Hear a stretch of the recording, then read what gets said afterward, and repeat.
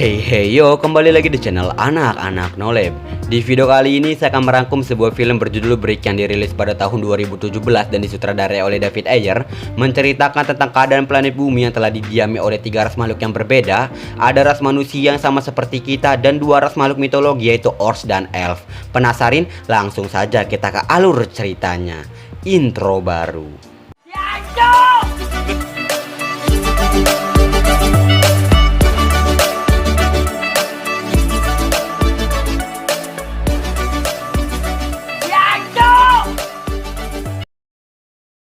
Berlokasi syuting di bumi, di mana pada saat ini bumi tidak lagi didiami oleh ras makhluk yang sering disebut manusia, yang dimana manusia harus membagi wilayah bumi dan hidup berdampingan dengan 2 ras makhluk mitologi yaitu Orcs dan Elf.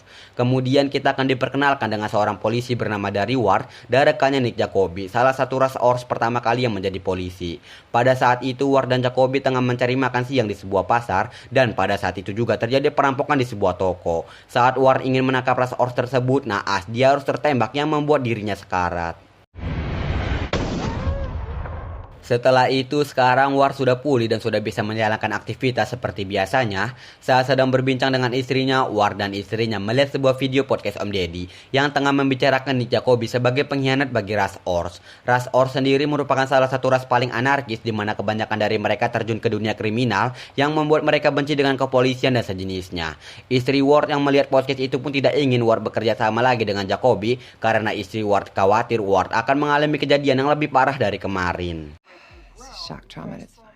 Singkat cerita, di kantor polisi Ward disambut oleh rekan-rekan polisi lainnya. Di sana para polisi pun akan dibuat berpasang-pasangan untuk melakukan patroli. Kali ini Ward dan Jacoby ditunjuk kembali untuk menjadi rekan. Ward pun sempat meminta untuk mengganti rekan patrolinya dengan orang lain, tapi keputusan atasan tidak bisa dirubah. Kemudian Ward dan Jacoby melakukan patroli keliling kota.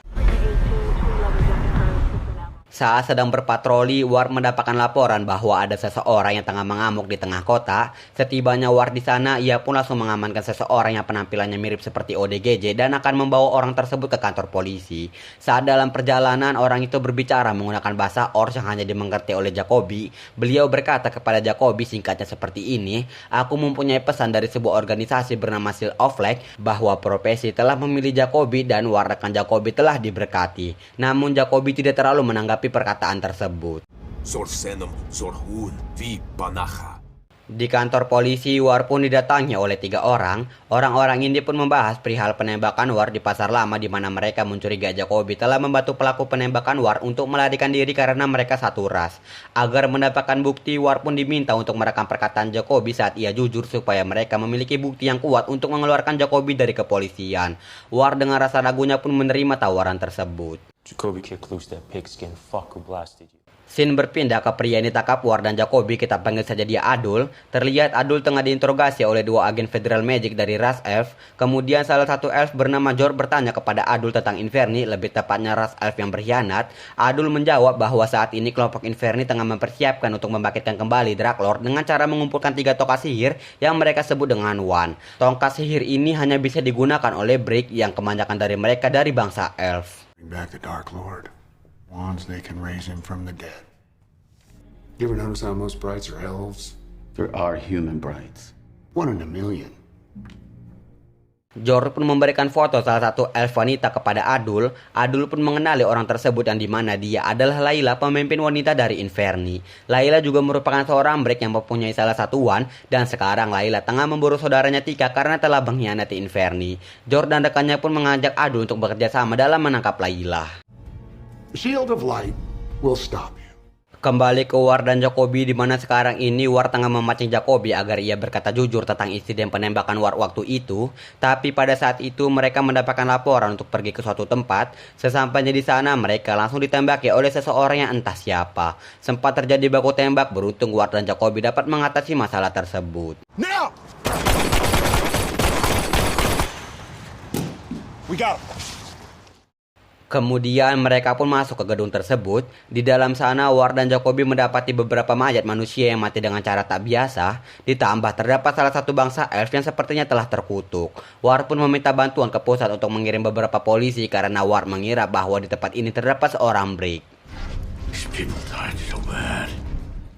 Kemudian War melihat seseorang di tempat tersebut. Mereka pun terlibat adegan kejar-kejaran, sempat kewalahan mengejar tapi War dan Jacoby berhasil menangkapnya. Ternyata dia adalah Tika dari organisasi Inferni yang dibicarakan Adul tadi. Pada saat itu Tika juga membawa wand tongkat sihir yang hanya ada 3 di dunia ini. It's a magic wand. Tak lama kemudian beberapa polisi bantuan pun datang ke sana. Saat War memperlihatkan wand kepada mereka, para polisi tersebut malah menginginkan wand tersebut menjadi milik mereka. Mereka juga menyuruh War untuk membunuh Jacoby atau mereka akan membunuh War dan Jacoby sekaligus.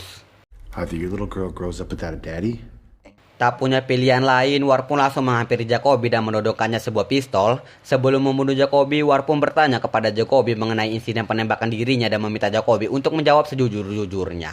Jacoby pun berkata bahwa dia memang melakukan pengejaran terhadap Ors yang menembak War, tapi Jacoby harus kehilangan jejak Ors tersebut. Saat Jacoby memergoki seorang Ors di gang, ternyata itu bukanlah Ors yang menembak War. Menyadari bahwa manusia akan membunuh Ors yang tak bersalah tersebut, Jacoby membantu anak Ors tersebut untuk lari dari sana.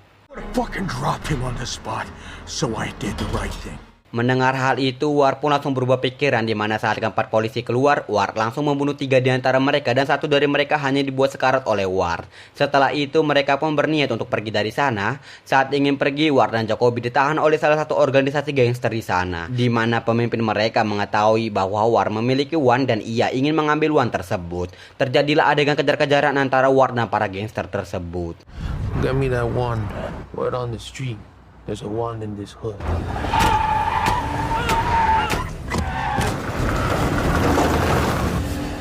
Tak lama kemudian, organisasi Inferni mendatangi TKP tepat War dan Jacoby datangi tadi. Ternyata salah satu dari mereka adalah Layla, pemimpin wanita dari organisasi Inferni.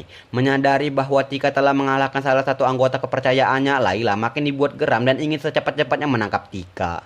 Singkat cerita, setelah cukup lama bermain kejar-kejaran, War dan Jacoby memilih untuk masuk ke sebuah baras Ors. Sempat merasa telah aman, tapi para gangster tadi berhasil menemukan lokasi mereka. War pun kembali berlari dan memutuskan untuk bersembunyi di sebuah kasino. Namun lagi-lagi para gangster tadi berhasil menemukan mereka untuk kesekian kalinya.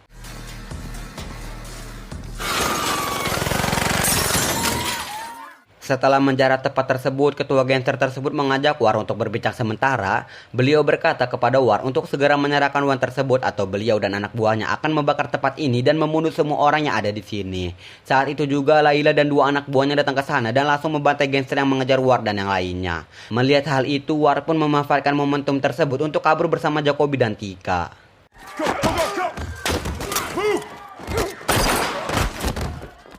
Singkat cerita, saat War tengah beristirahat di sebuah minimarket, kemudian ada seorang polisi yang mendatanginya dan langsung menodongkan pistol ke arahnya. Status War, Jacoby dan Tika sekarang ini adalah buronan karena telah membuat banyak kericuan termasuk membunuh 4 polisi tadi. War pun mencoba menjelaskan yang sebenarnya terjadi. Setelah mendengar cerita dari War dan melihat uang yang dimiliki mereka, polisi tersebut menyarankan War untuk melapor ke agen Federal Magic yang tidak lain adalah George. Who's this? It's the motherfucker with the wand. Saat War dan George saling berbicara, di sisi lain Julia dan 2 anak buahnya sedang menyadap pembicaraan tersebut dan melacak tepat War sekarang ini. George yang telah menerima laporan dari War pun langsung bergegas menuju ke sana. Come on, let's go! Move out! Move out! Saat mereka tengah menunggu kedatangan George, betapa sialnya mereka ketika Julia datang ke sana dan langsung menyerang mereka dengan membabi buta. Sempat terlibat pertarungan tapi beruntung War, Jacoby dan Tika berhasil melarikan diri dari sana.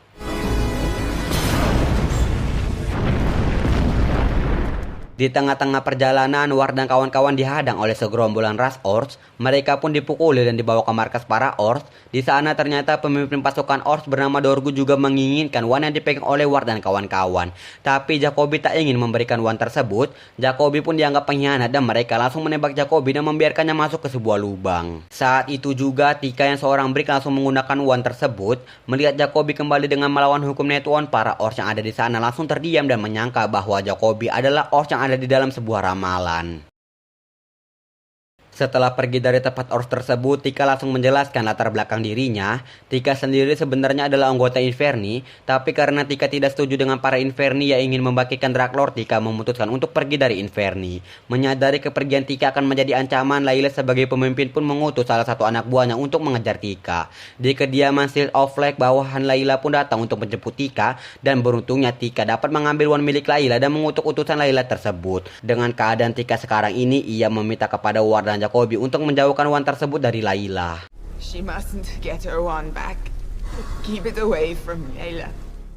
Kemudian War dan Jacoby pun berniat untuk membawa Tika ke rumah sakit. Dalam perjalanannya, Tika berkata bahwa saat ini yang bisa menyembuhkannya hanya kolam pohon suci yang berada di rumah Shield of Light.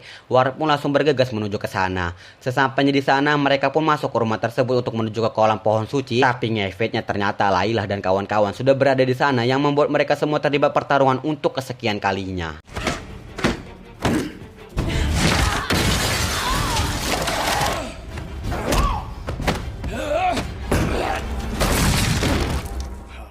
Saat berhadapan dengan Layla, War nampak kesulitan, tapi karena War adalah pemeran utama di film ini, ia mendapatkan bantuan dari Jacoby dan Tika untuk mengalahkan Layla. Alhasil mereka pun bekerja sama pada saat itu untuk membinasakan Layla. Setelah mengalahkan Tika, War pun membawa Tika ke kolam pohon suci. Saat sedang membawa Tika berendam, di sisi lain ternyata Layla belum kalah sepenuhnya. Ketika Layla bangkit, ia langsung mendatangi War dan menyerang mereka. Saat itu juga, Layla yang telah mendapatkan wandnya kembali berniat untuk membunuh Tika dan yang lainnya. It's time to come home. Melihat hal itu, Jacoby langsung menembak Layla dari belakang yang membuat wandnya terlempar. War yang tak punya pilihan lain merencanakan untuk meledakkan diri dengan cara memegang wand tersebut. Tapi betapa terkejutnya mereka semua saat War memegang wand tersebut, ia pun dapat mengendalikannya dan mengalahkan Layla saat itu juga. Yang berarti War merupakan salah satu brick yang ada di dunia ini. Akibat efek serangan wand tadi, rumah tersebut pun akan hancur. Tika juga menghilang dari sana. War yang sempat ingin mencari Tika dilarang oleh Jacoby karena itu akan membahayakan nyawanya sendiri. Mereka pun berusaha keluar sekuat tenaga dan setelah berhasil keluar, beberapa petugas termasuk George telah berada di sana. I still think it's kind of cool. Singkat cerita, terakhir kita akan melihat War dan Jacoby yang tengah mendapatkan penghargaan atas keberhasilan mereka karena telah membinasakan organisasi Inferni dan menyelamatkan dunia dari ancaman Dark Lord. Di sana juga terdapat Tika yang ternyata masih hidup.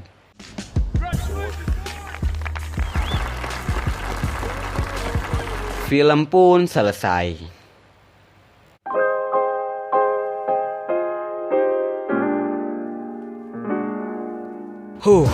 Secara alur cerita, menurut saya pribadi film ini sangat hancur. Banyak sekali masalah yang ingin disampaikan di film ini tapi tidak tersampaikan dengan baik.